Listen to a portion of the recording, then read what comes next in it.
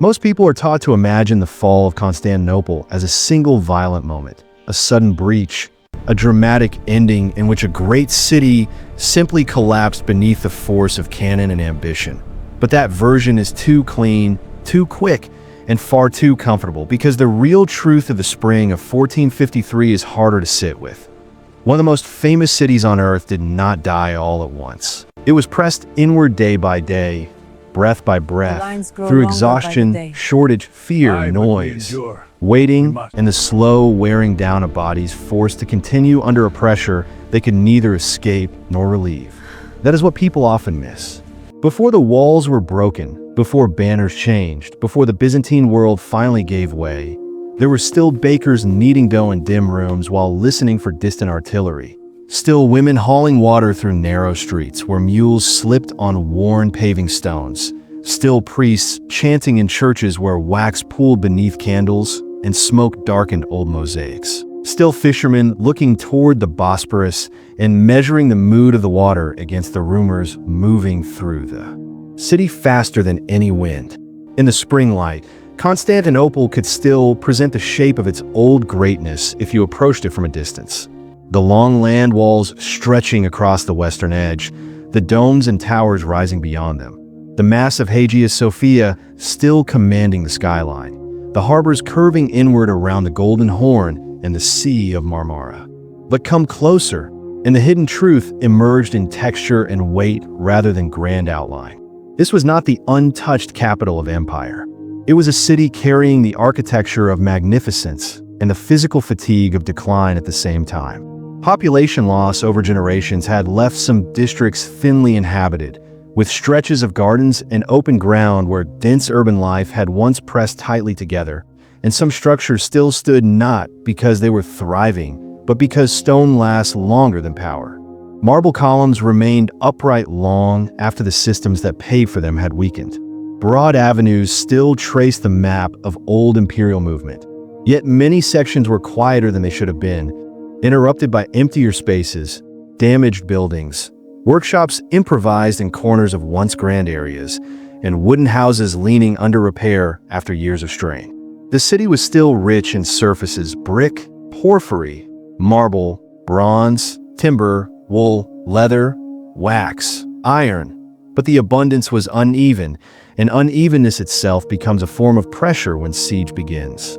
Walk through the markets before the final tightening of the blockade, and you would still find fish laid on boards wet with brine from the Bosporus, olives sweating oil into clay bowls, onions tied in dusty bundles, amphorae of wine, sacks of grain hoisted off carts by men whose hands were already rough with rope burn and cold season cracking.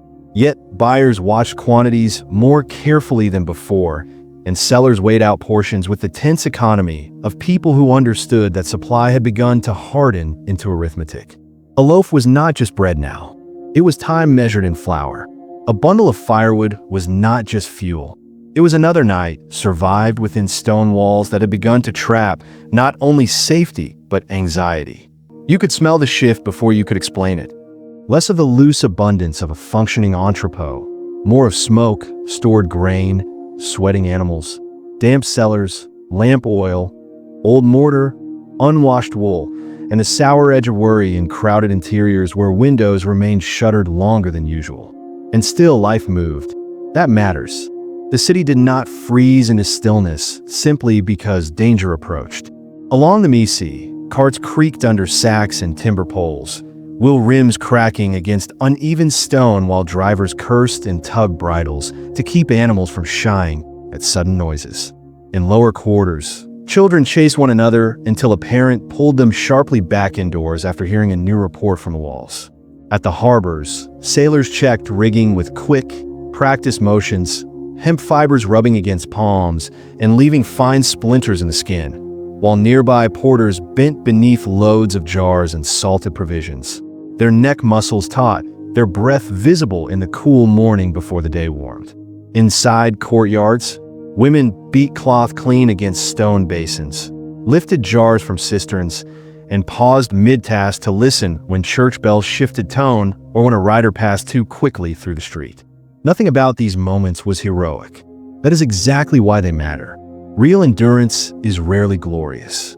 It is repetitive, bodily, and usually observed by no one beyond those trapped inside the same system. In wealthier houses, people still moved through columned courtyards and upper rooms furnished with cushions, icons, polished chests, and metal lamps. But even there, the walls could not keep out the siege's logic. Servants whispered, grain stores were counted, doors were bolted earlier. In poorer wooden districts, where houses stood more closely packed and the risk of fire never truly disappeared, the pressure was more immediate. Smoke from hearths catching in the throat, cramped sleeping spaces, rough blankets carrying the smell of old sweat and tallow, and the constant awareness that if bombardment intensified, timber would not argue with flame for long. The city everyone remembers for its majesty was, in its final weeks, also a place of splintered handles, cracked bowls, numb fingers, soot-blackened pots, frayed sandals, damp cloaks, stale bread, and shoulders stiff from lifting stones to strengthen defenses that many knew might not hold. This is the deeper beginning of the story. Constantinople was not simply a symbol waiting to fall. It was a living city where systems of food, prayer, labor, defense, rumor, and memory were all tightening at once, and where the first real sign of ending was not the breach itself, but the way ordinary movements began to feel heavier, slower, and more deliberate, as if the entire city had already started bracing without yet admitting for what. As the siege settled into its terrible rhythm, the sound became one of the city's most exhausting enemies, because what wore people down was not only the violence of impact, but the repetition of anticipation. The way the ear learned to live inside a cycle of waiting, shock, dust, and recovery that never truly resolved into silence. People often imagine cannon fire in simple terms, as noise followed by destruction. But inside Constantinople in April 1453, it was more intimate than that, more physical, a force that entered through stone, timber, skin, and bone.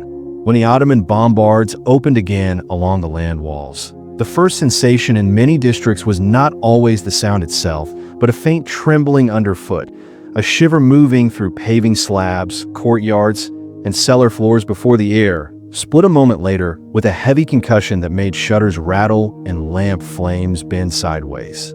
Then came the dust, fine mortar grit slipping down from arches, drifting off ceilings, settling in a hair, onto food, into open water basins, onto icons and writing tables, and the shoulders of people who had already begun instinctively brushing themselves clean before even looking up. You can feel the logic of fatigue here.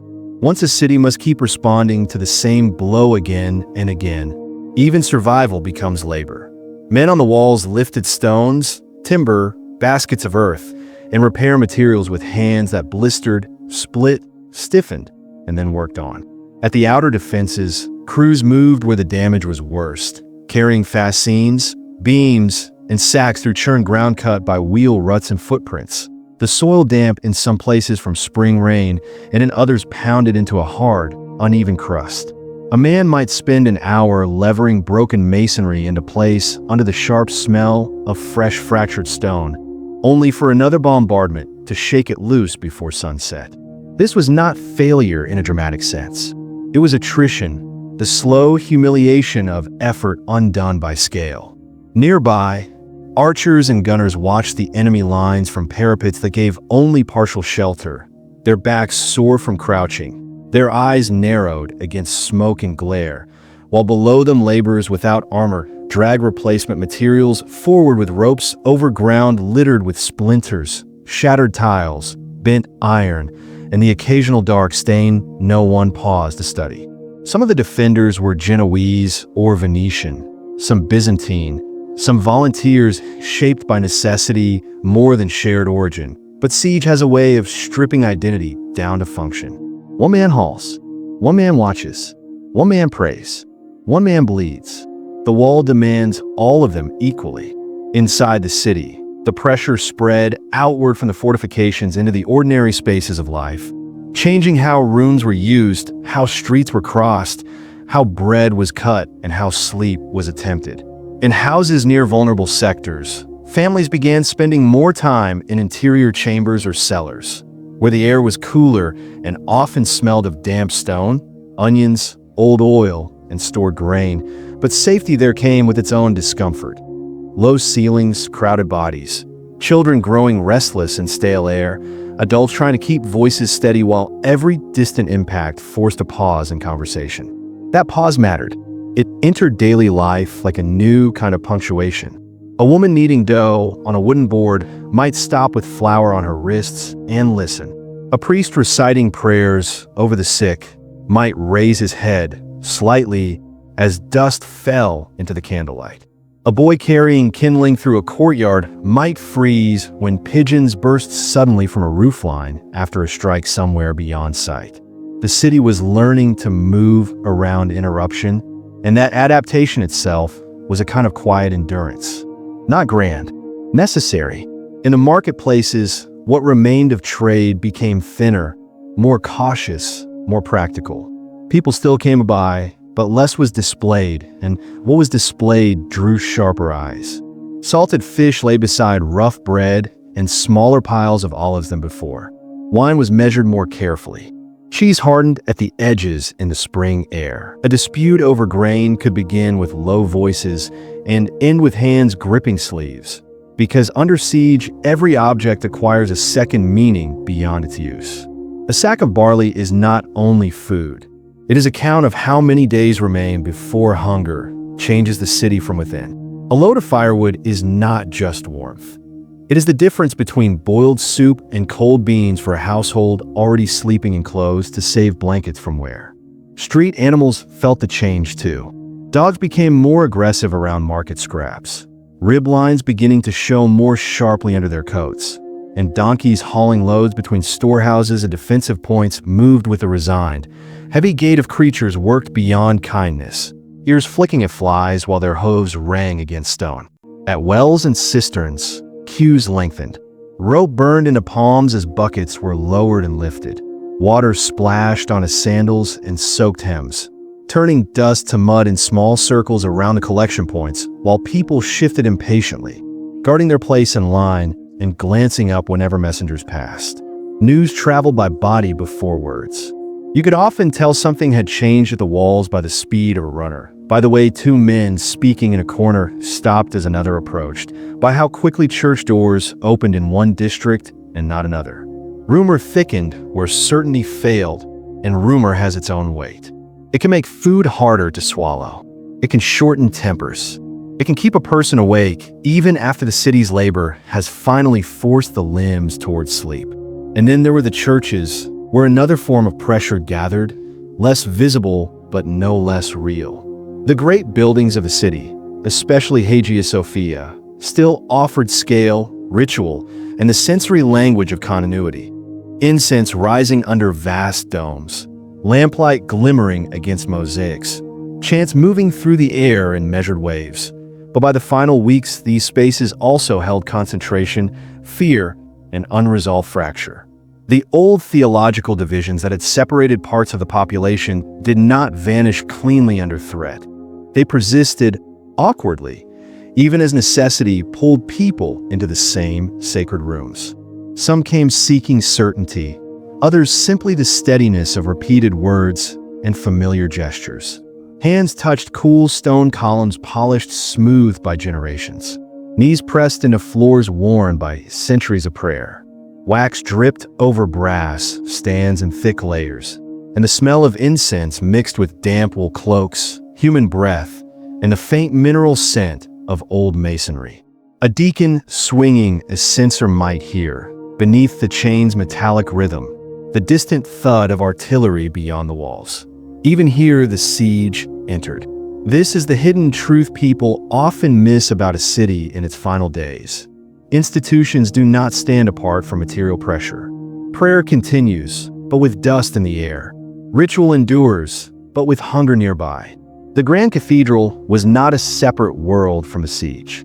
It was part of the city's strained body, absorbing grief, hope, denial, and exhaustion while outside the same repair parties kept climbing the walls with baskets and tools, and the same kitchens kept stretching provisions into thinner meals, and the same wounded kept being carried through streets where life had not stopped so much as narrowed. By the time evening settled over Constantinople, the light on the domes and towers could still make the city appear almost serene from a distance. But within that beauty, the day's labor remained in sore backs, ringing ears, dust-caked eyelashes, swollen fingers, and the dull mental fatigue of people beginning to understand that survival was no longer a matter of one decisive act, but of enduring one more bombardment, one more ration, one more night in which the city's old magnificence remained, visible above ground while, underneath, its human strength was being consumed by the simple, merciless arithmetic of continued pressure.